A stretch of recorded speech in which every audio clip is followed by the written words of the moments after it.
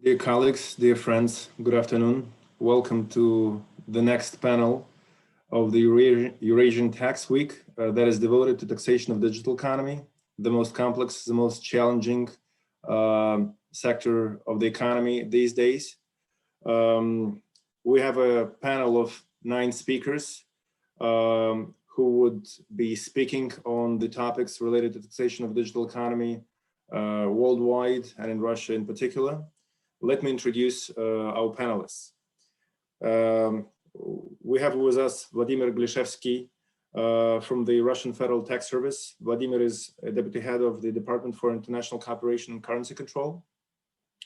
Levon Ayrapetyan, Center of Strategic Research.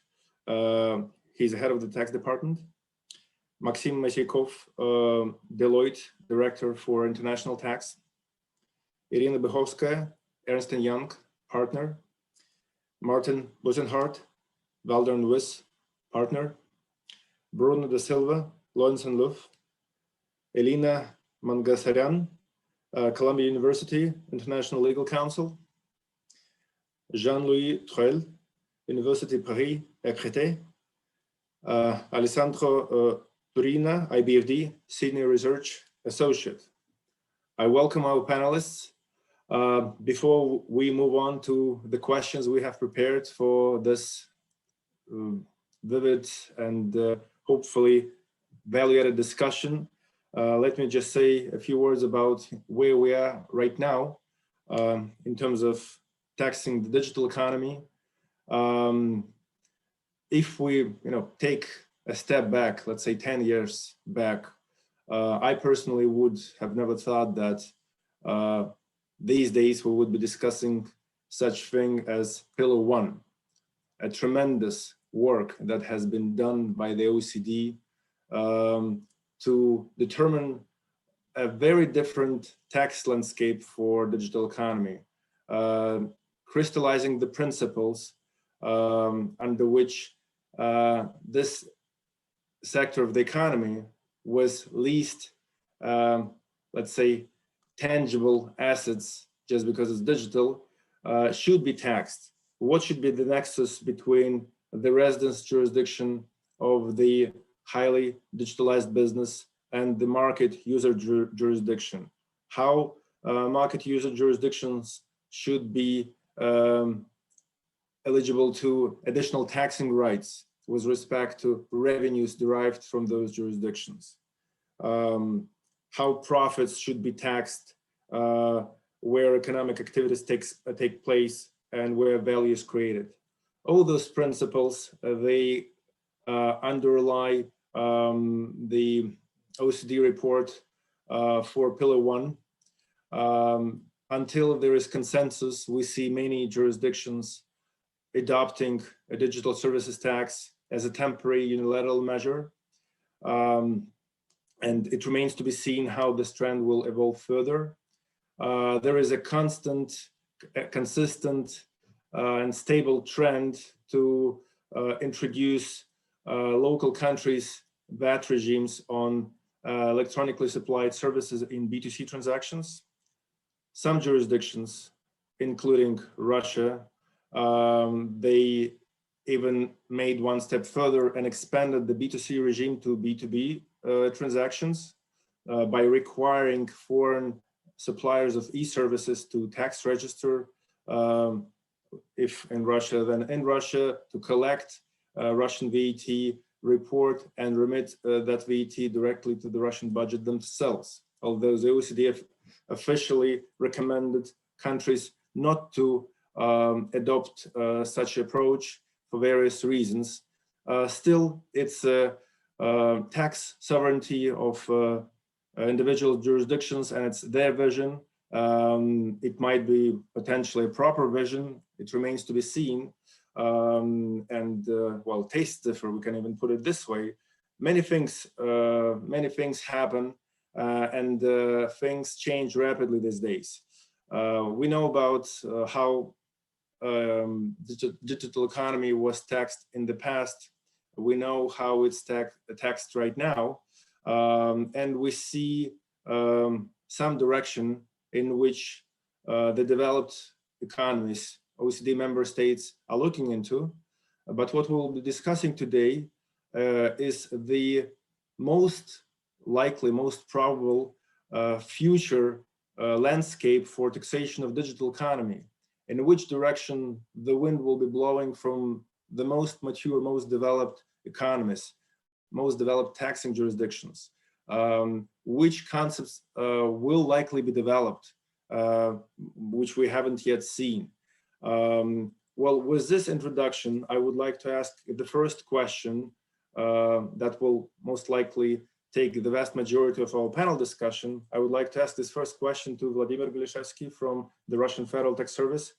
Vladimir, in your view, how do you think the digital economy, both globally and in Russia, from a Russian regulator perspective, how it will be taxed? Do you think the consensus will be reached, or the other way around, the countries will switch to unilateral measures and continue introducing DSTs, maybe some other taxes? Do you believe that, if there is room to increase further the tax burden on highly digitalized businesses, do you think that more taxes might appear? And if yes, what would be their specifics? Thank you.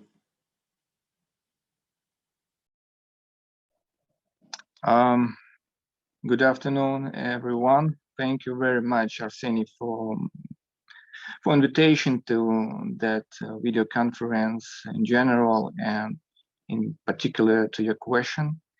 Well, it's not easy question, as you understand, but it's very easy to have a mistake trying to forecast the future landscape of digital taxation.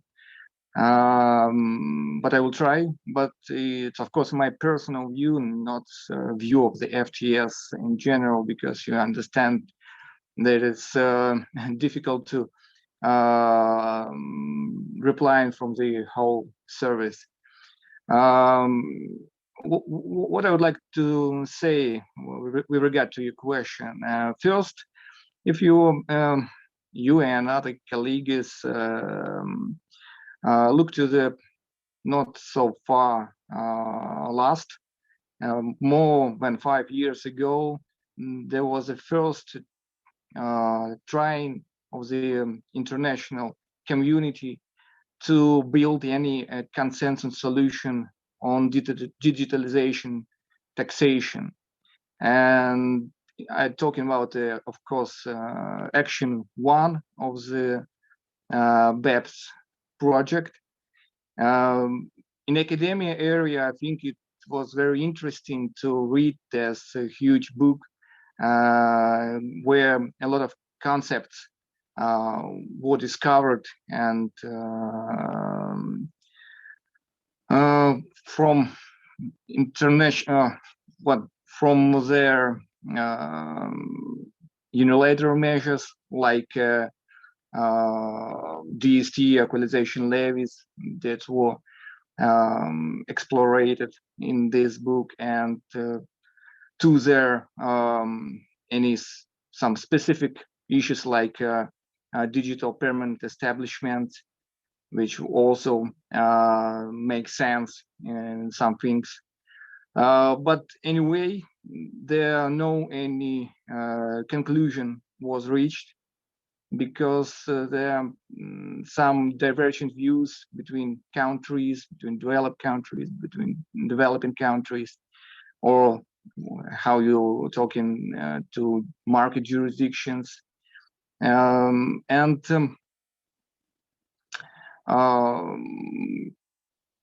Basically, this is a difficult things to reach the consensus-based solutions on some countries with different interests in.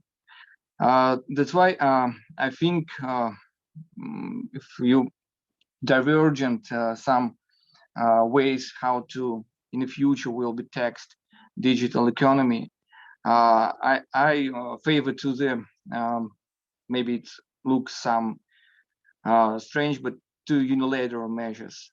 Why? Because they have some advantages, clear advantages. First, of course, it is speed of implementation. As you might see in a Pillar 1 example, it's very difficult to have a unilateral conclusions.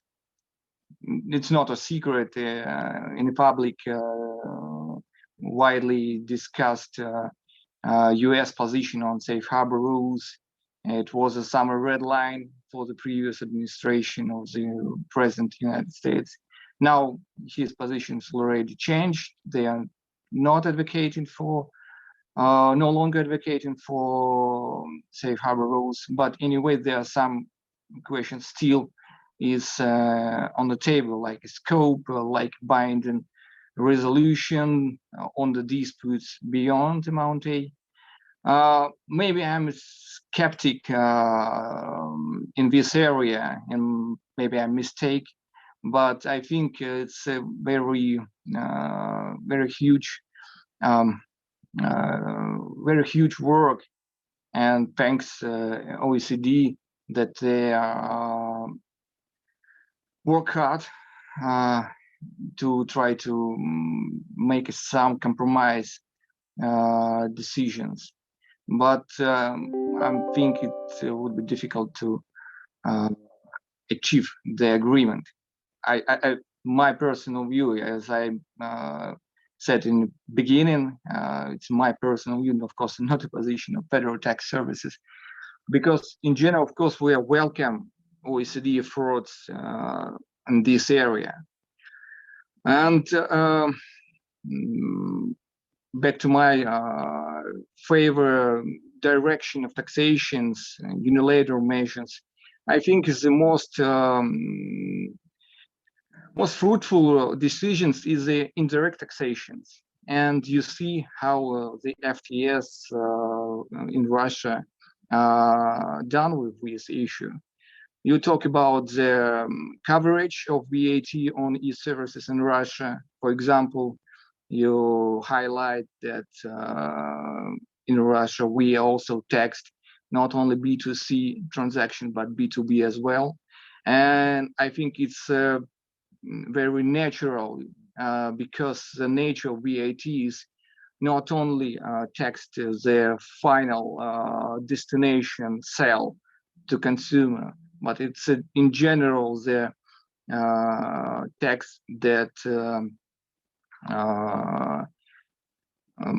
tax additional value also between legal organizations, legal entities as well. That's why I'm not see some contradictions with our decisions how to tax services with regard to basis on the VAT solution. Well, and generally, if we're talking about future taxation of digital economy, I'm a specialist on the profit taxation and corporate income tax taxations. And I see how it's difficult for tax advisors and taxpayers administer this tax. And in my view, if making some suggestions would have more future indirect taxation like VAT or profit taxations for future taxation. In general, I think, of course, indirect taxation have more advantages than profit taxation. By the way, our previous commissioner from one of our annual meeting, what we called collegia in Russian language, talk his mentioned view how he sees the future of the taxation, and he talked that this indirect taxation much better than the profit taxation because, and we see how very difficult and sophisticated concepts used by profit taxation, like transfer pricing, like FinCap rules, beneficiary rules, etc. That's why I can resume that I see the future for the indirect taxation with regard to digital economy. Thank you, Vladimir, for this very interesting perspective. We appreciate it. It's your personal view, not the official view of the Federal Tax Service. All qualifications taken. We will come back, if we have time, to the electronically supplied services VAT regime. So far, I would ask Bruno, Alessandro, and Jean-Louis to address the same question if you have any different vision based on your experience. Also, when talking about the DST, how does respective jurisdiction that has introduced the DST treat that digital services tax from a local perspective? Is it a direct, indirect, a hybrid? Should it be a tax? Should it be covered by a double tax treaty? What is the future of DST and how it fits into the global tax landscape? Thank you. Thank you very much. And thank you very much for the invitation. Maybe I can start with something that we will all agree, is that in 3-5 years, things will be different. So something will happen because the current status, which without any measures will not continue. So I guess in that we will agree. The next step is if we go to unilateral measures or if we have Pillar 1 agreement. Why I'm more skeptical on unilateral measures? Because of course, from a business perspective, that probably will represent double taxation. So that's one of the fundamental concerns, I think, of businesses in general, is that if we have a myriad of unilateral measures, we will end up with multiple taxation. And I guess that's also the rationale behind the OECD proposal, in which basically they are saying if we get to consensus, you have to fully remove unilateral measures. So third question, going to what's the perspective of Pillar 1, and that's I will agree with Vladimir on the challenges of getting into an agreement. First, the proposal is extremely complex from a technical perspective. And I would dare to say for any of us in this virtual roundtable, it will be very difficult. I feel from the outcomes of the public consultation, there's a general consensus between stakeholders, so business representatives and governments, tax administration, that we need simplification. So that's the part of the technical work. Being that the political is going to be, well, there are going to be winners and losers. So will the ones that lose, compared with the ones that win a bit more, be able to get to the compromise? And that's extremely difficult. I mean, I would say that the US position doesn't mean that, yeah, we have a clear pathway. It means probably that they're saying we're willing to sit and hear a little bit more on how this will go. But it's extremely challenging. So what we're seeing now is that, well, already from 2-3 years ago, because there's a lot of public pressure, political pressure, media pressure on digitalized businesses are not taxed. So what you're starting to see the trend is that countries come up with unilateral measures, even if they say, well, if we get to, for instance, the position of France, even if we get to an agreement at the OECD level, we'll remove it. But I mean, I saw several statements from ministries of finance worldwide that they say, we need to do something now because we cannot wait anymore. And we need to think that the perspective of implementation, even with the Pillar 1, will not happen next year. I mean, that's clear to everyone that it won't happen. So the point is that many countries starting already unilateral with the DST. I mean, in general, I would tend to say that it was very much inspired from the Commission proposal of 2018, basically defining certain types of activities, in scope activities, targeting only digital services. Tax rates that varies between countries. The European Commission proposal was 3%. There are countries that have higher, others that have lower. And then again, the thresholds, and thresholds that are familiar to us on the Pillar 1. So only bigger multinationals that follow the 750 million euros threshold, identical to the country-by-country reporting and the one of Pillar 1, and then some local nexus. I mean, problems with this of being unilateral, and before I finish my first intervention and moving to others, the double taxation issue, compliance issues, certainly that will derive from this. Probably the ring fencing, if we think that we want to go beyond digital services. And well, I will let the discussion go and probably speak later. Thank you. Thank you, Bruno. Alessandro?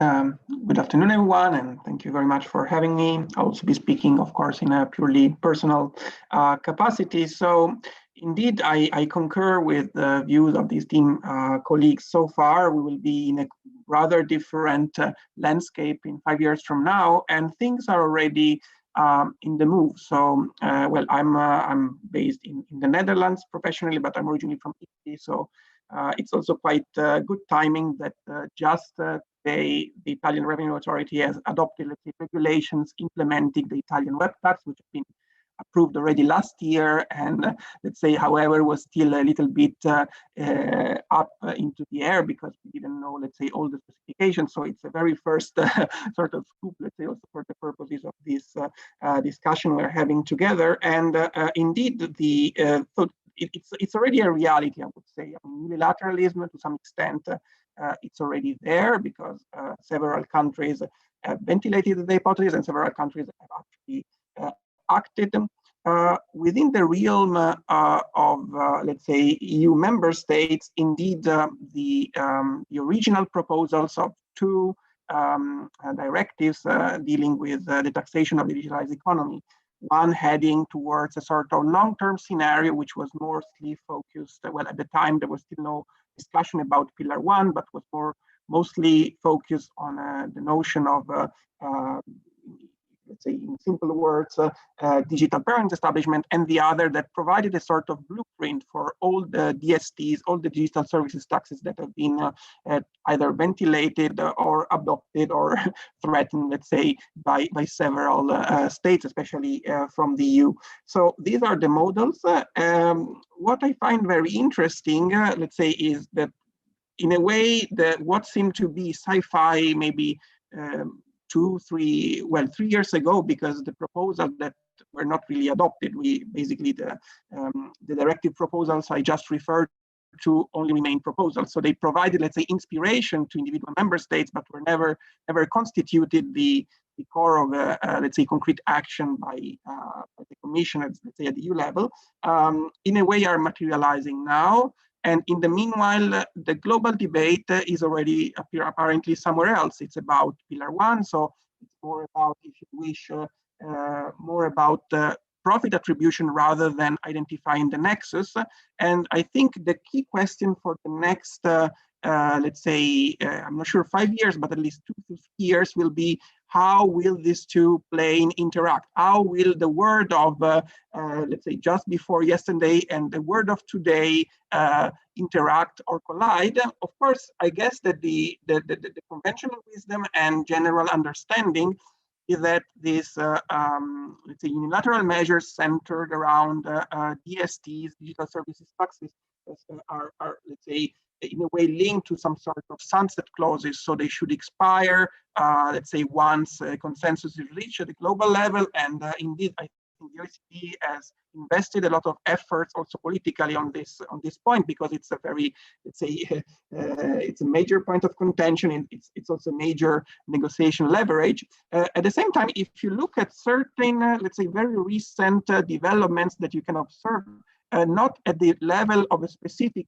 EU member state, but at the EU level at large, then you see that there is a rekindled interest, rekindled flame, let's say, in trying to pursue a sort of EU-wide digital service tax. There's basically a sort of pre-proposal that is currently under discussion, which is it's very different, however, from the proposal that was went on, let's say, it was on the radar in 2018, because this will not be a directive that would be dealing with measures to be adopted by member states. It will be a directive that would enact a sort of EU-wide digital service tax whose resources will directly contribute to EU budget. So it's in a way, I think we are in a very similar situation, because that's, I think, the elephant in the room. So the COVID crisis, we are in a situation that is very similar to certain respects to what we witnessed after the financial crisis.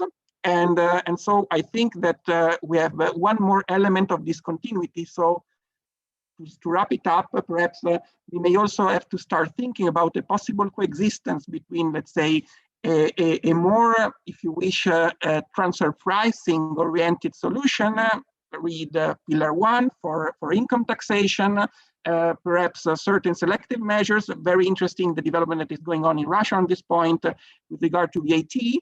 And this, let's say, third leg, this, if you wish, the third pillar, linked perhaps specifically to the current budgetary crisis that many states are facing, which will perhaps make advantage of the DST as a, let's say, as a policy tool. Whether the latter will be at some point revoked, it's early to tell. But for the time being, I think we'll have indeed a few years of overlap. And at this point, I think that the two keywords are really double taxation. And I guess in this respect, we want perhaps to ask ourselves, okay, most countries, let's say, I would say that also in the literature, the prevailing viewpoint is that DSTs are not income taxes. Actually, for what is maybe, let's say, relevant to the general debate, that's of course also the position of the Italian Revenue Authority, not surprisingly. So it will not, otherwise it would basically conflict with our treaty networks and treaty international obligations.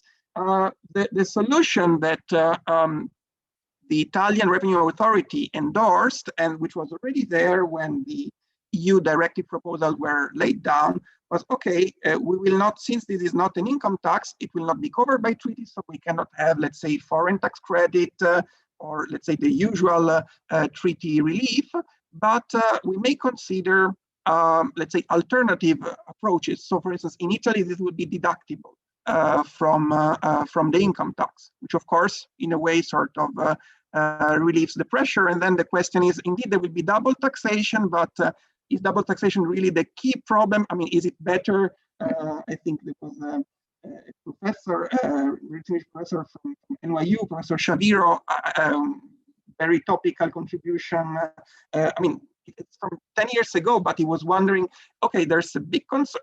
The whole of international taxation is based on the, let's say, the fear of international double taxation, but what is worse? We tax once at 30%, or we tax maybe 20 times at 1%. So perhaps we may also move toward a more pragmatic approach to the issue of double taxation, because, well, the context will require this sort of flexibility. But of course, I mean, the future is very open, and these are the main concerns. And well, the other point that perhaps we may, however, touch upon in a second round of comments, of course, concerns ring fencing, which I think is the main political issue. But on this, perhaps we'll have the chance later on in the debate. I already made ample use of my time. Thank you.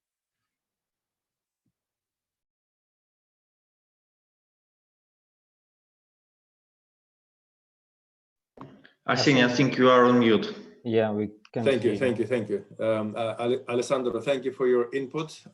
It's highly valuable. Of course, the future is open, and there is a high likelihood probably that we will not be able to avoid double taxation. In that respect, I would be interested to hear Jean-Louis' view as an economist. to the current challenge that was the root cause of the Pillar 1 report, just because of the unfair or unequal distribution of wealth between the market jurisdictions and the residence jurisdictions. So if let's say we assume that the US will not agree on the consensus, because it's the largest economy in the world, if the US is not on board, there is no consensus, right, I assume. So if that happens, and if we continue in the world of unilateral measures, we will not be able to avoid double taxation. How can, in your view, the challenge that was supposed to be addressed by Pillar 1 by allocating more taxing rights to the market jurisdictions, how this challenge may be addressed eventually? Is there any solution to that? Because, well, there was historic harmful tax competition between jurisdictions, and it's still there. And every jurisdiction might be positioning itself as protecting its own interest in the first place. It's hard to achieve consensus, especially globally.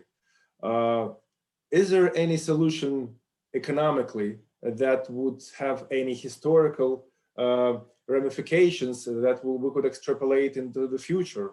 Is there any way to achieve the equality and fairness of taxation in digital economy?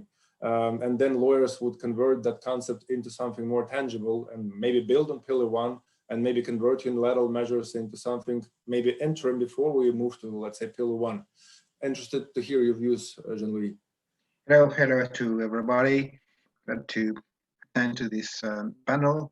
I think there are several levels of potential conflicts. I think the most obvious one is between the US and the rest of the world for the moment, because most of the digital economic companies are US based. And I think the new administration, Biden administration, won't change much, because they would defend the US companies as much as the previous one did, and probably in more clever way. So I think it would be difficult to have a consensus involving the US, because on top of the principle, another issue is whether the basis is on the market, however, but also or on R&D and everything that is, before going to the market. So basically, Europe wants to say, okay, should be based on the profit made because of the customer, and the US said, okay, it's our companies had a better innovation, and they should take advantage of innovation. So I think there will be conflicts, and they will be difficult to solve. The real issue, I think, will be within Europe, because the major problem we have for taxing a digital economy is within Europe. You've got internal tax havens within Europe, like Ireland, but also Luxembourg, Netherlands, that have lower tax rates, but also tax rulings. So it's at the moment a point that it's not addressed. So how can it evolve? The point is, things have changed, because it seems it is possible that there will, within Europe, there will be a view that there should be more unity to address global challenges. So, and this will be not a legal problem, not a technical problem, not an economic problem, but a political issue. Will European countries realize that they cannot, everybody wants to be a free rider, they cannot do that. So will they try to have a more common view? And I think really it's the issue, and I don't have an answer how it's going, but it will be political, and it will be in probably next 2 years that will happen. Changes with new elections in Germany, in France, so it's going to be what happens. And if Europe goes to a more unified position on that, then it will also attract other countries. And probably Russia could step on board with the European Union, because Russia has the same issue as EU and the same threat from US and also from China, because China, nobody mentioned China, but I think China is going to be a major player in the digital world, and China is probably going to have the same aggressive approach as the US have. So don't see how the future will be, but I think we'll probably know quite soon for political reasons. Thank you for this interesting perspective. It appears that there are more open questions and more room for disputes and disagreements between countries, which gives us grounds to believe, and that echoes Vladimir's initial comments, that unilateral measures have a higher likelihood of being the next future of taxation of digital economy, just simply because it's more difficult to reach the consensus. But again, nobody knows. It remains to be seen how countries will behave. It's politics beyond just taxation. I also wonder whether anyone else on this panel has any other thoughts to share on Pillar 1, on DSTs, whether countries are doing things right. Is there any potential that has not been exercised? You never know, maybe in 2 years from now, there'll be a different concept that will replace Pillar 1 that cannot be excluded. If anyone wants to. Arseny, if I may, yes, thank you. Well, indeed, it is very difficult to make any forecasts, but to contribute something useful to our discussion, which was not mentioned previously, I would like to speak a bit more in detail about Russia and our current situation, and probably my personal forecast. So Russia never said that it has urgent need to make reform in taxation of digital companies. Since 2019, 2012, our government stated that indeed we are planning to do a reform, but we will look at the other countries, work with the OECD. But as for now, like as of March 2020, we in Russia, we all know, and I think that most of the Russian panelists heard definitely about that. The Russian government prepares the so-called second package of state support for Russian IT industry. And it is a significant package of measures. More than 60 measures are included, and a lot of them cost money. And there is one measure in this plan, which is directly called the reform of taxation of income of digital companies. But it is formulated in a very broad way, so we cannot understand whether this is OECD reform or unilateral digital services tax is planned. But if we look at the timing of the measure, it is stated October 2021. So I think we'll understand that it is impossible to implement in Russia Pillar 1 in autumn 2021. So it means that, well, at least it appears that Russia has an economic need for some new source of funding, which needs to be done well, achieved well in, not in 2021, I think in since 2022. And as it was already mentioned by some of the previous speakers, that it will take a lot of time to achieve a consensus, taking into account the position of United States. And secondly, after achieving the consensus, countries need to develop some instrument to coordinate the implementation of the achieved solution. And so this will probably be some sort of a new MLI, and we all remember how long it took previously to develop such an instrument. So it will take years to come up with a real Pillar 1 that can be implemented in countries. So my personal forecast would be that some countries whose internal economic needs can, some countries that due to internal economic needs cannot wait for years, will come up soon with unilateral measures that probably will be replaced by Pillar 1 in 3 or 4 years if it will be developed by NICD. Thank you. Thank you, Levon. It's hard to make any bets for October 2021. A DST in Russia has been awaited for a while because it would have been a logical step from the Russian government to introduce such a tax. It's on top of the VAT on ESS. It's a temporary measure until the consensus is reached. It's an extra source of revenues into the Russian budget, so why not adopt it? So your bet might have very legitimate grounds. I don't want to put Vladimir on the spot on this specific issue because he might be restricted in commenting on that. But if he wants to share any feedback on the Federal Tax Service plans on introduction of DST in Russia, those would be only welcome. I'm not putting you on the spot, Vladimir, again. If anyone else would want to, Vladimir, I see you unmuted yourself, so we're looking forward to your comments on this particular issue.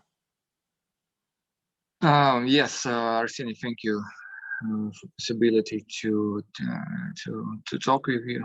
What I would like to say about DST, well, here in our country we have internal landscape, internal obstacles. Well, I'm not sure that we are in the first step looking to the other countries. This is not in the Russian tradition, you know. We are looking to other internal landscape firstly, and DST, of course, it's one of decision. This is decision is on the table, but for example, because you understand there are some election processes here. We got to State Duma. That's why probably we will see in the nearest future some decisions. Oh, not see, I don't know, in this way. But anyway, in general, future perspective, I see that worldwide landscape is not allowed to rely on some consensus solution, because a lot of issues, not only in the tax area, surrounded us. That's why it's extremely will be difficult to get a multilateral solution in this area. And basically, on economical things, my personal view that some market power is transmitted to the market jurisdictions, you know, from the residence jurisdictions. The world is changing, and market jurisdictions get more market power. That's why I think they may advocating more and more for the national tax base. Not only cases for digital taxation, from my personal view, it's also the case for environmental taxation as well. Because if we have a market, well, you have to pay for selling or getting income from this market. This is a huge differences from the last century. In the last century, there was another landscape, especially in the West world, from the Second World War. And you know that generally all tax treaties that base the fundamental rules for international taxations generally was high capacity, almost after the Second War. That's why the last century was another landscape, and now we have some fragmentation landscape. I think so.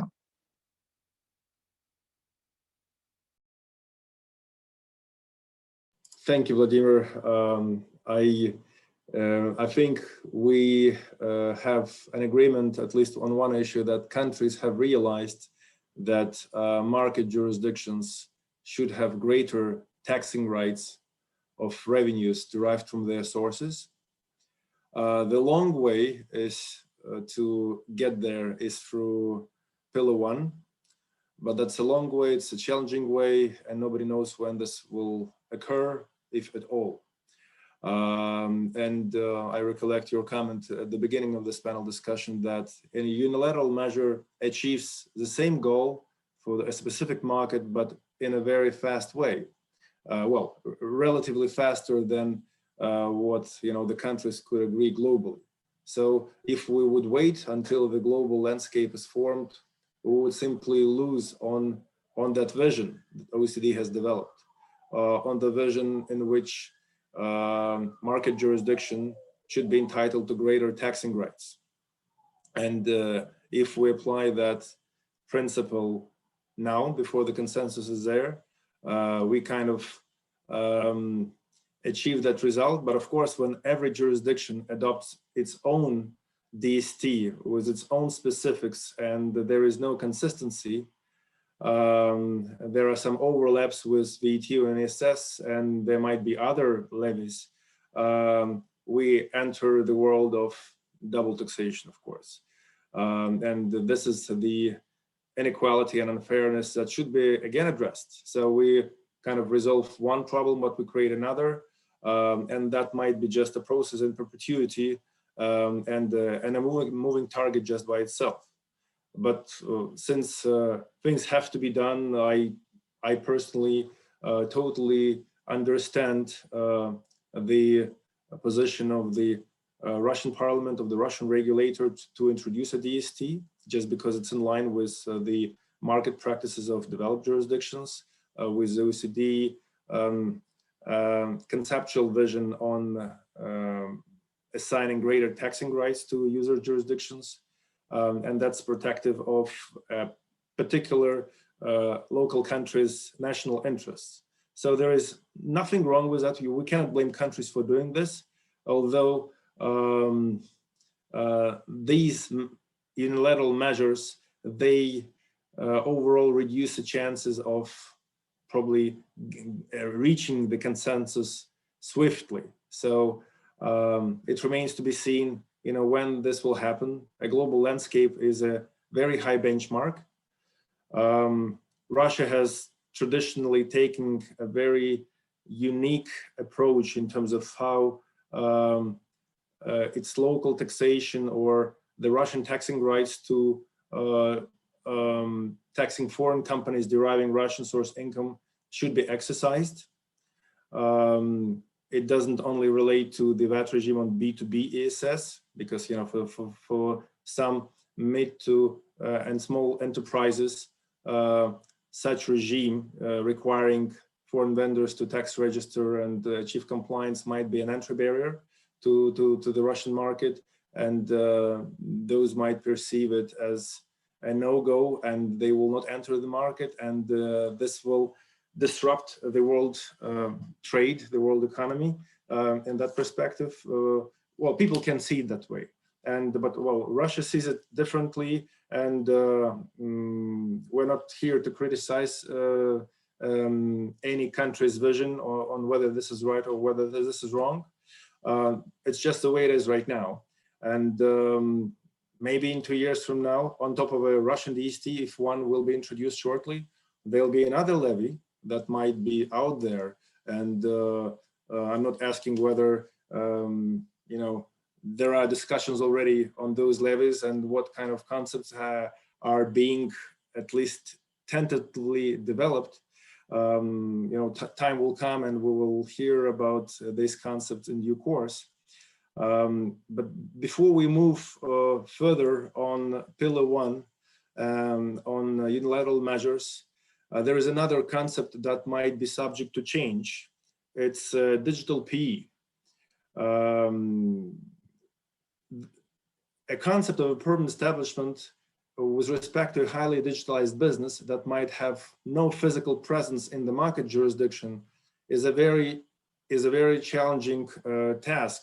How to determine proper nexus between the residence jurisdiction of the supplier and the market jurisdiction when there are no personnel, no functions, no risks. You might have a server in Russia and not necessarily a server for which you will be processing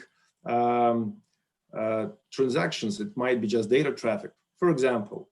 And in that context, if we just put ourselves into a 3-year perspective from now, do you believe that the permanent establishment concept should be revisited? Should the nexus and the criteria on determining that nexus be also reconsidered? We also see a trend of non-tax rules coming into play when foreign vendors have to register in market jurisdictions for non-tax purposes, like the recent initiative that comes from the Kremlin administration to make foreign tech companies to open rep offices in Russia. That's, according to the press, is done for primarily regulatory reasons, but it also may be used to achieve tax compliance. So if a particular foreign vendor has, let's say, a server in Russia, one point of entry into the Russian taxing jurisdiction, if it's registered for regulatory purposes to comply with various personal data, mass media laws, another point of entry, this non-tax registration, digital residence, as people call it, because it might be not necessarily in the form of a physical rep office, it might be potentially in the form of a virtual rep office that would enable a foreign supplier of digital products to receive communication from the Russian state authorities, a request to remove certain content to comply with respective instructions with the state authorities.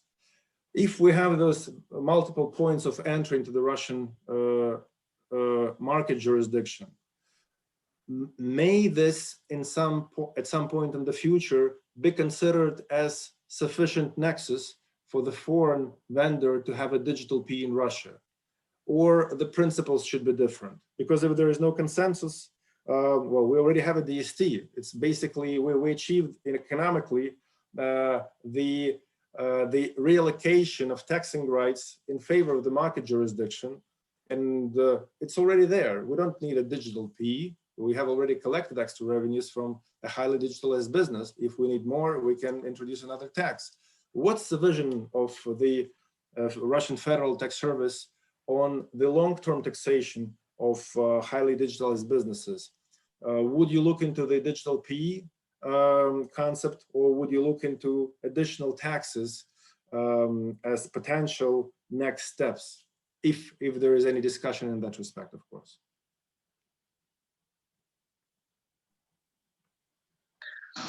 Well, thank you for your question, Arseny. Well, first, what I would like to say, I really like the concept of digital permanent establishment. When you're talking about the problem and the issue of the nexus, well, the same issue is and for the Pillar 1, because when you are talking about the new taxing rights for market jurisdictions, you need to answer the question when and where the new taxing right exists. That's why definitely the same issue of the nexus resolving in the digital P concept and the Pillar 1 concept. And as you might know, in the Pillar 1 concept, OECD trying to achieve a more simply way. They talking that's just enough to generate revenue from that jurisdictions, especially for ADS, automated digital services. And this will be enough for creating Nexus.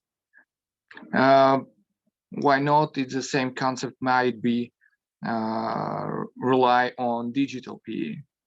I doesn't see any principal differences, but digital PE have a very huge disadvantage. PE is put down into their tax treaties. And if you would like to change your position with regard to digital PE, you need to revise almost all DTA networks. That is almost incredible task. Of course, we have some examples of multilateral decision like MLI, which is allow to many jurisdictions simultaneously to change the DTA networks, but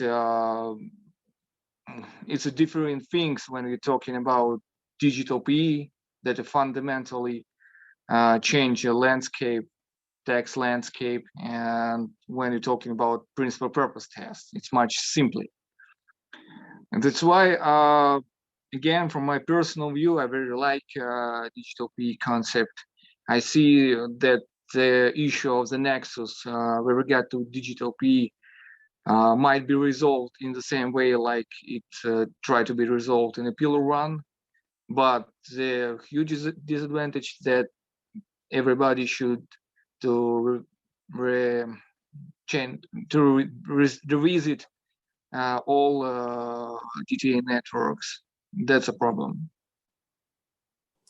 Thank you, Vladimir. You responded to the other question that I haven't asked, and this is exactly about the implementation of a digital PE, because, well, Pillar 1 is a global consensus. It implies consensus from the participating countries. A digital PE might be the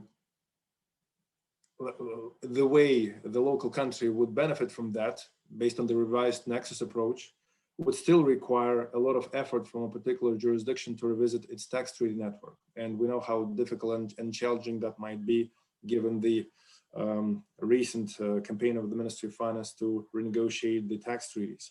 And from that perspective, if I get it right, from a, let's say, a decision models point of view of the regulator, it might be easier and also fiscally oriented just to proceed with a DST and similar like taxes that would not be captured by the double tax treaties, so that there is no protection of the foreign vendor. And that might be potentially a global trend that is very alarming, because the whole purpose of double tax treaties and OECD work is to eliminate double taxation, is to reduce hurdles and barriers in global trade.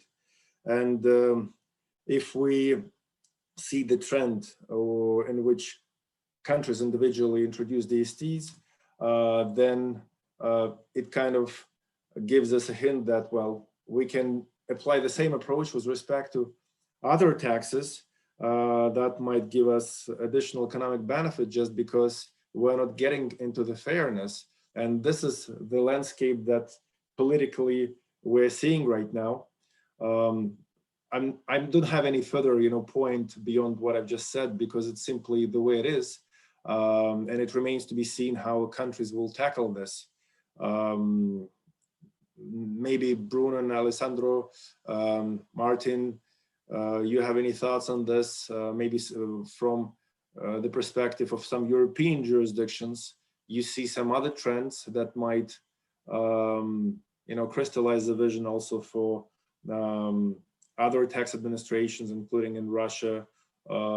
Maybe there is a better, quicker way to achieve that revised nexus without changing the tax treaty network, because it's simply a very long process, might be even longer than reaching the consensus theoretically.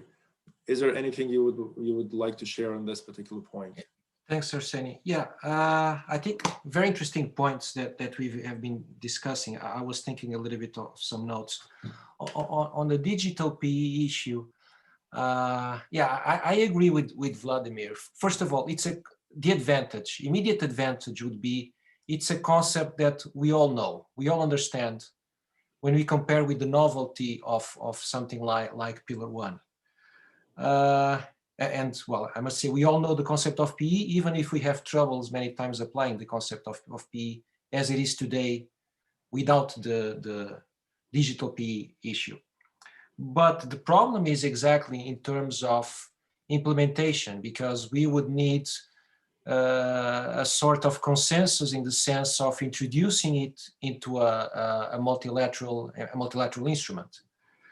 And then the problem, I would see the next problem would be when we look again from a European perspective, the European proposal at the time that Alexandra mentioned had some thresholds again. I mean, you need a certain amount of local revenue or a certain amount of transactions, and then you could have the challenge here again, which is different markets would need different thresholds. I mean, we compare Portugal, which is my home country, with Russia. I mean, it's completely different size. So we would need different thresholds probably to accommodate all these differences. And then is the next step, which is we have the digital PE, we have the attribution of profits, which how are we going to do it? Because in the past, and something that you, Arseny, raised during our preparations, traditionally in the past, the issue has been discussed, even in the idea of the server that you mentioned moments ago, but was, okay, but how much profits we attribute, because there are no functions, there are no people, so how much we're going to attribute? So there were discussions in the past already, yeah, if we want to create something, we cannot call it PE, because then we go to the traditional PE attribution of profits, and then we miss the links. In the context of the Commission proposal, there was this the reference to the digital interface. So the digital interface was somehow the trigger, because what are the functions that are associated with the digital interface, the risks, etc. So that was the trigger for the attribution of profits. But I think we have all these issues. On top of this, maybe I can add even something else, which is, because the last part, Arseny, you asked, what can be the solution? I mean, we often disregard the UN proposal. The UN is also trying to come up with something, which is basically a traditional withholding tax mechanism for what would be automated digital services. We have the same problem that both you and Vladimir touch upon, which is to introduce it, we would need agreements and to revise all the treaties. We have the advantage, which is a very simple mechanism. I mean, it's a traditional mechanism of withholding tax. What is the problem again? Is that, as you mentioned before, if we want to target the user or the market jurisdiction, the withholding tax is focused on the payer. So what I'm doing is that, okay, I'm paying for a transaction. Sometimes it will be in the user's jurisdiction, sometimes it's not, because if I pay Google to advertise the product somewhere else, the user will not be the one that is paying for the advertise, but will be something somewhere else. So sometimes it will not coincide. But if you look from a pure base erosion perspective, this would address the problem. Okay, but we still have the issue of amending to the treaties. So, okay, then I go to my last point, which is something that is also being discussed, I know a little bit more academically probably, which is in which way the existing provision of technical services in the UN model or pattern treaties, existing treaties that include the technical services provision, could already accommodate either there or even in the royalties provision, the possibility to tax some of these realities. That's something that is being discussed. So in which way we already have a provision which is in force and in tax treaties that could address these realities. Well, thanks again for listening to me, and I will stop here now. Thank you, Bruno, for your interesting insight. I don't know whether Alessandro and others have any additional thoughts on this. It's an open discussion without any hard takeaways, just because there cannot be any.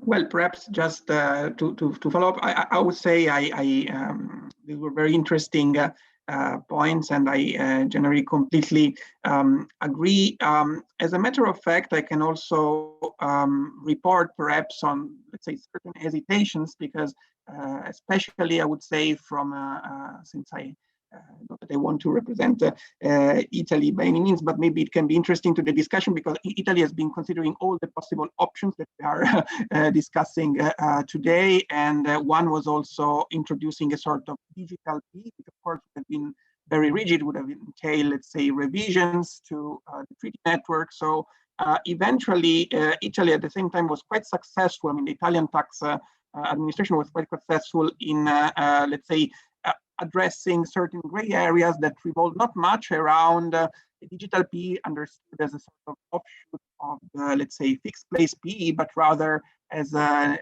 offshoot targeting gray areas in the dependent agent PE. Because whenever you have someone that goes, let's say, very close to concluding a contract but doesn't quite do so, then you have, let's say, the evergreen issue, well, that has been also addressed in the framework of Action 7. So I have to say that in retrospective, Italy was the Italian tax authorities were quite successful in let's say, concluding several, let's say, deals, rulings. So there were, let's say, audits carried out, and eventually various big players from Facebook to Amazon, let's say, agreed, let's say, to seal the deal. And of course, it's a sort of one-shot exercise, because they agreed upon, let's say, future rules. So they should be in a way in a good position for the future, but at least it was an attempt. So perhaps that could be something to consider also in the dialogue, let's say, between administrations, perhaps that in a way, of course, if you want to completely reinvent the wheel, that may be a very long road, but already let's say, the traditional OECD model gives you a lot of tools to address potential gray areas, and there are quite a few of them. I would make the educated guess in that direction. Of course, this is also linked at the same time to the change of the business models, and perhaps that's the reason why a lot of big players in the area have no major qualms about perhaps establishing open, let's say, representative office or type of fixed presence in a country, because indeed the hypothesis there is that of a hollow PE. So okay, you put on the map a sort of fixed place PE, but then there's very little income, very little profits you can attribute to it, and that's a sort of from a diplomatic viewpoint win-win solution, because for, let's say, for administration, you can say, well, we're chasing these big players, and at the same time, I mean, the big players can say, well, it didn't cost that much. So that's, let's say, more on the external side of things. On the more substantive side, that's the big issue I see with, let's say, digital PE type of approach, is that in a way runs counter to what is supposed to be at the moment, I think, one of the let's say, not any more moving targets of the discussion, so that if we come to a solution that deals with the digitalized economy, it shouldn't deal with the digital economy as such, so you shouldn't engage in ring fencing. And indeed, the digital P, by definition, it's something that ends up ring fencing this type of businesses. So that's my educated guess, that alongside all the many considerations we have addressed, so practical, let's say practical, but also I would say in terms of actual revenue that it may yield, that's a big, I think, obstacle to reconsidering this as a viable policy option. So in a way, indeed, the DST is a sort of synthetic digital P, in the sense that it achieves the same result outside of the framework of tax treaties. And then I just would like to add a couple of considerations to the very interesting take on the debate on Article 12b in the UN framework. And basically what 12b would do, the way I see it, talking as always in a personal capacity, would be to remove this sort of patina that is a bit hypocritical about, well, whether the DST is a direct tax or indirect tax, because it will basically sort of provide some types of tax treaty covering for domestic DST, and perhaps it could also foster that harmonization that I think you were also advocating, because the big risk, well, we may discuss whether it's desirable or not to have DSTs in the first place, but what is really worrisome is to have, let's say, 10th or many different types of DSTs, let's say, interacting with each other, lack of coordination, and let's say double taxation as the first consequence. So perhaps having a discussion at the treaty level may help to promote a sort of harmonization, at least if we keep it as a short-term alternative. Thank you. Thank you, Alessandro. One of the takeaways that I maybe could extract from this discussion is that the more unilateral measures, DST, one of the examples, local countries would introduce, the greater we will move into the need to harmonize those rules, just by definition. That might be like in the global economy, this process in determining the proper landscape might be also cyclical. And at some point we should get to pillar one, just because this is, this is a way things should be harmonized. It's a totally different tax architecture than we used to see, obviously. It's a very different one. And nobody knows when we will get there, whether we will get there in the way that it was drafted in the final report, or it will be revised. And it might be a good educated guess that there might be further revisions, on the way, just because things are moving very fast, and preferences and desires of individual stakeholders in this process also vary. We shouldn't be forgetting, of course, about the indirect tax aspects. And well, we started this panel discussion also with mentioning of VAT regimes on electronically supplied services. In Russia, it applies in both B2C and B2B transactions. In the vast majority of jurisdictions, it's just B2C. But there is another difference between, let's say, Russia and the rest of the world. Russia does not have a separate VAT taxpayer registration. Once you register for tax purposes, it's all-purpose tax registration. There is an exemption from EPI. Well, the mere fact that you're registered for the purposes of VAT regime on ESS doesn't mean that you have a PE, which is a good thing. At the same time, there is no harmonization between the way Russia taxes foreign vendors of e-services and the way European Union does. As I understand, if I were doing business in the EU, I would be registered for VAT purposes only, and for B2C transactions. But I would also get an input VAT credit if I consume some services in that local jurisdiction for the purposes of generating their respective revenue. And that would be very well fit into the whole concept of VAT taxation. Well, VAT on ESS, it's just a slightly different layer of VAT taxation, but the concept should be also there. Of course, it's Russia's unique vision to not grant input VAT credits to foreign ESS vendors. But overall, when we try to look into the deviations from the perfect model, we find plenty of those. On the income tax side, we just covered several. On the VAT, well, when you don't have a VAT credit, it's an imperfect VAT system. It's just basically a turnover tax. It's not the way the VAT should work.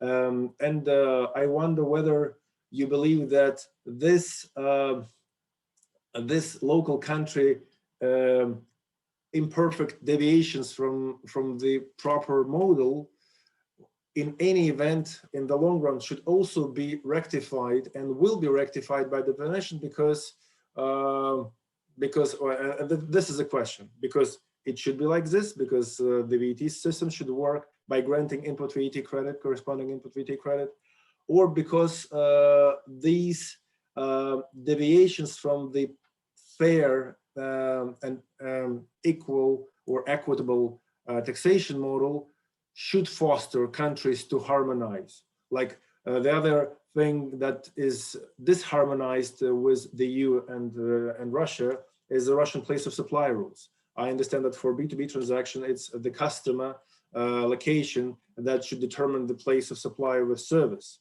In Russia, the default rule is the supplier, not the customer. And just by harmonizing these rules, we will already be able to achieve more neutral taxation, because otherwise it's either double or no VAT taxation, which should not be like this. And Russia is an import-oriented economy. If we do that harmonization, the budget will win. It might be another easy fix on top of DST. And by the way, it was recently announced in the Russian Ministry of Finance tax policy for the next couple of years. So I wonder what's your view, and maybe Jean-Louis has also a say on that. Is there any economic theory that says that in the long run, countries have to harmonize their rules and bring them into some fair landscape for businesses, for taxpayers, because otherwise eventually they will lose more if they continue to apply more fiscally driven measures, like unilateral measures, so like the digital services tax or VAT on ASS without any corresponding VAT credit. Is there any theory that has supportable evidence from the past that would suggest that, well, Russia started with this, but will eventually evolve organically into a more fair and perfect model, just because this is the organic process for ages and this has to be like this? Or maybe I'm missing something and there is no such economic theory and we are all disaligned, and achieving that harmonization is an utopia.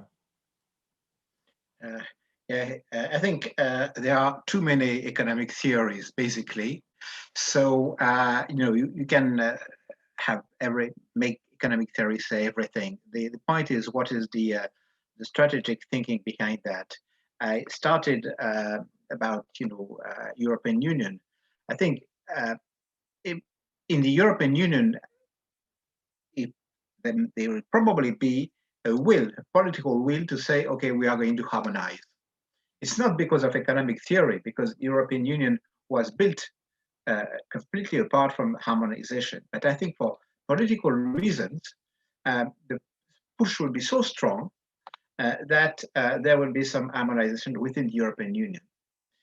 What about other countries like Russia, whether Russia wants to go into this direction and harmonize with another bloc or group like EU? Once again, it's more political than economic. You could have economic theory that says Russia has interest to go towards the rules of European Union. It did at some point of time, in the past. Or for other reasons, and that are not purely economic, say, okay, we want to go our own way. So there is no one economic theory that would answer your question. Okay, thank you, Jean-Louis. There are many economic theories, but none would resolve the challenges of digital economy, of a particular local jurisdiction that has its own unique vision that is evolving, and nobody knows how that vision will look like in 6 months from now, because things are changing, we're adapting, and even this panel discussion that I consider to be very fruitful, very eye-opening, trying to forecast the future, which is a very difficult bet.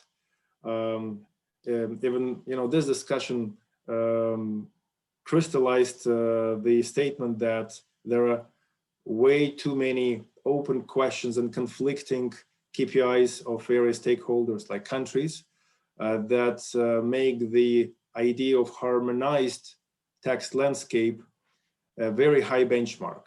And waiting for that might play backwards for a particular jurisdiction and it's easier, of course, to adapt its own unilateral measure that would not speak about introduction of a direct tax, because otherwise, you have a treaty protection. Well, what's the purpose?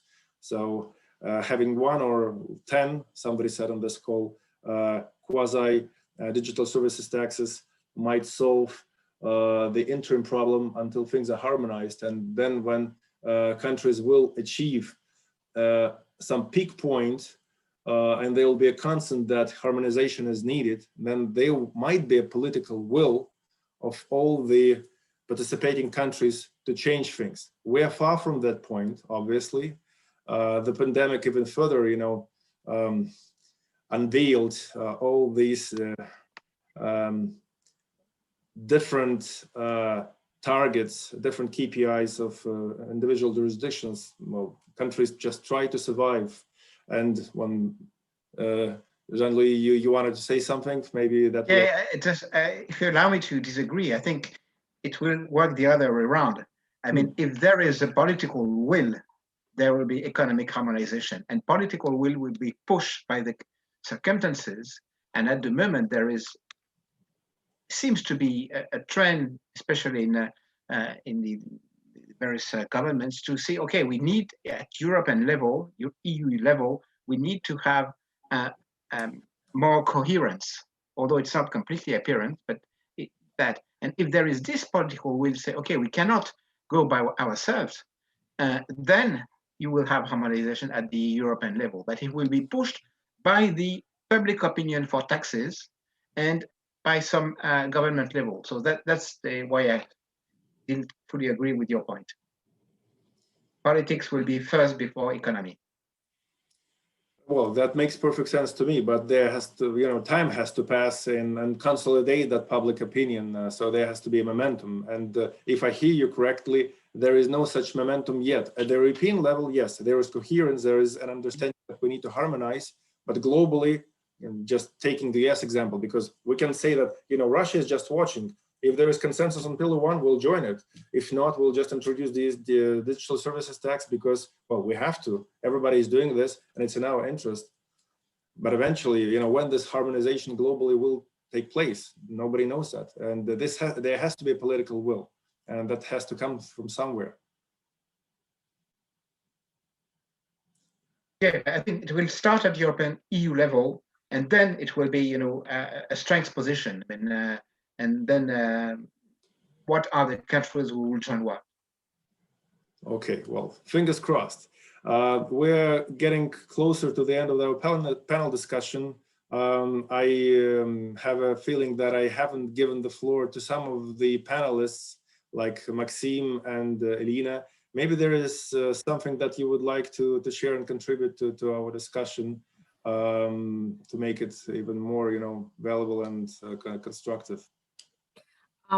First of all, I would like to say the words of gratitude for Arseny and all the participants for inviting and organizing this panel discussion, even though I'm not pretending to be an expert in the area of tax field, but I'm often in the area of practical advising and academic area, meeting the questions how to deal with the digital taxation, how to deal with e-commerce taxation, and what are the key trends in terms of regulatory framework, both in Russia, in Europe, in the UK, and globally, that we are all facing these difficulties and questions, I think. And what is mostly appealing to me, it's a question concerning digital permanent establishment and the current trends that were discussed. And of course, I could just provide the general comment that as far as we are switching to the digital economy, we are switching to the digital corporate world and e-commerce world, definitely the concept of the permanent establishment will require some transformation. So, and of course, it will be necessary to come to the more or less universal and coordinated approach by local domestic regulators, global regulators like in Europe, in the UK, and in Russia, of course, in order to understand the rule of the game, and in order to stimulate the participants of the market, of e-commerce market, high digitalized companies and technology companies to feel comfortable with all this transformation, and to give them kind of comfortable conditions, to provide them with the comfortable conditions to operate in this new digital economy. And as a recent example from my experience, and it could be the issue concerning taxation of all operations with the cryptocurrency, which is currently on top, I think. And the regulators in different countries don't know how to deal with that. So, for example, in Estonia, which is providing favorable regime for registration of cryptocurrency or crypto trading companies, but the traders are located everywhere in Russia, in Europe, in different countries. And what is the taxation regime will be applied to any profits generated from the mere exchange of the Bitcoin to fiat currency or to the local currency. And there are many questions how to deal with that. And there are many questions from the Russian participants. And I think you are facing the same questions in your own country. And of course, it requires common efforts, universal approach, and certain harmonization of the concept of the permanent establishment, and definitely transformation of this concept along with all other instruments like digital service taxation and e-commerce taxation in general. So this is my kind of general comments, and the commercial people and the lawyers are looking for the solution, taking into account the rapid change of the reality where we should deal with it. Thank you very much. Thank you. And so true on the crypto point. We are so far from, having an idea of how to properly develop the target regulation and taxation regime for all the digital currencies and crypto assets. There's a much longer way in that direction, and we're just at the very beginning of that way. Maxime, is there anything else you want to contribute as well? Yeah, I would add a few words, if I may. Thank you, Arseny, for the questions and for the leading the session, and very interesting questions and comments. From my personal view, I tend to think, and I believe that digital permanent establishment can be some kind of compromise option with respect to the pillar one, because for me, to be honest, the suggestions and recommendations in pillar one can be considered stay far away from the current rules and concepts which are currently applied in international taxation, and are very new and conceptual, and it will be very difficult, I think, to reach consensus on them. And leveraging the permanent establishment rules and concept, considering all drawbacks of this solution, which Bruno mentioned, that definitely functional profile, how attribute the profit, but it can be the basis on which the countries can agree on and implement in double tax treaty through MLI and so on, if they adopt the profit allocation rules. Definitely, it can be less attractive for some countries if compared to pillar one, but still it can be some kind of compromise. But for me, I believe that in future, in short-term perspective, the reality is digital service tax in Russia as well, and I think it can help the countries to solve the tasks and problems of profit shifting that they and to receive additional taxes and revenues. And even, for example, some businesses, it can be the trigger to reconsider their structures where they use foreign legal structures to operate in some countries, if they understand that they may have a double taxation, DST and corporate income tax in some countries. They may consider just to move and to localize their structures, for example. So for market countries like Russia, it can be the double effect, the taxation of international companies, non-Russian based, and the Russian based, which are working through the foreign structures. So definitely, I think the question of the near future for the Russia. It from my side. Thank you for the floor. Thank you, Maxime, for this concise and very valuable summary. Before I close this panel discussion, I would like to ask one final question to Vladimir. I'm not sure there is like an easy answer to that. We had a very conceptual and non-technical discussion, Vladimir, and given that you're one of the thought leaders of the Federal Tax Service and you're very well aware of all the concepts that are underpinning Pillar 1 and what countries are doing and how Russia should behave, was there still anything that was new to you out of this discussion? What might have given you some extra thoughts that might potentially have an impact on your, further vision of, how Russia should, determine the target regulation of taxation of digital economy, just unilateral, just, as on its own? Was there anything or nothing new? And well, we just move on with the vision that you already had prior to this panel discussion.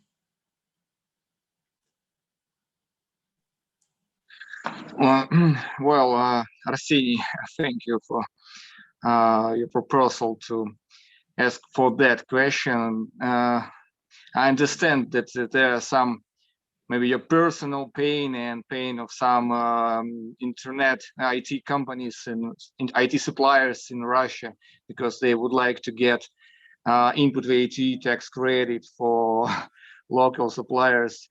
I frequently heard about that issue, and your proposal for harmonizations with some another VAT e-services rules and principles worldwide. Well, I take this in the board, but I'm not actually the right person for whom you may address this issue. You know the right person who made some decision on this issue, and this is probably the most practical thing that we have to resolve, because as our colleagues from Agency for Strategic Initiatives, they also talked about that we all would like, and because the government pay special attention for IT companies, they would like to support their activity in Russian jurisdictions and outside of Russia. And in this case, I think your issue that you raised will be solved soon, I hope. Thank you, Vladimir. Fingers crossed. Well, with this, let me conclude this panel discussion. I would like to thank all the panelists for their great contributions, for making this discussion very interactive, vivid, and looking into the future that is not determined.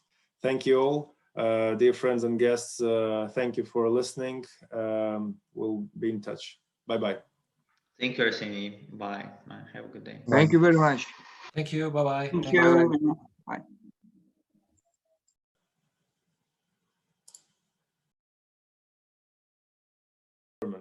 Thank you all. Thank you very much. Dear Bye-bye. friends and guests.